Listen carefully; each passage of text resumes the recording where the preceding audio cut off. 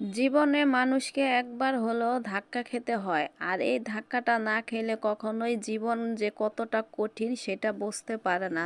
সংসার জীবনটা এতটাই কঠিন, আমরা অনেককেই দেখলে মনে হয় যেন সংসারের জীবনে সে অনেক সুখী, অথচ তাদের সাথে মিশলে বোঝা যায় কে কতটা সুখী।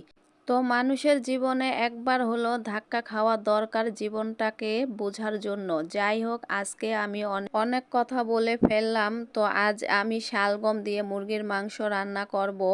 তো প্রথমে কিন্তু আমি সব ধরনের মশলা দিয়ে কষিয়ে এরপর মুরগির মাংসটা দিয়ে দিয়েছি। এবার ভালো করে অল্প আঁচে কষিয়ে শালগমটা দিয়ে দিলাম।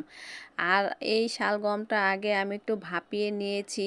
তবে এই ফার্স্ট টাইম আমার এই শালগম দিয়ে মুরগির মাংস রান্না, আমি জীবনে কখনো খাইনি। তো এই তো আমার তরকারিটা কষানোর পর আমি সামান্য ঝোল দিয়ে ঢাকনা দিয়ে ঢেকে এখন কিছুটা জিরের গুঁড়ো দিয়ে 5 মিনিট রান্না করে নিলাম। আমার রান্নাটা কিন্তু হয়ে গেছে, আর খেতেও কিন্তু ভীষণ মজা হয়েছিল।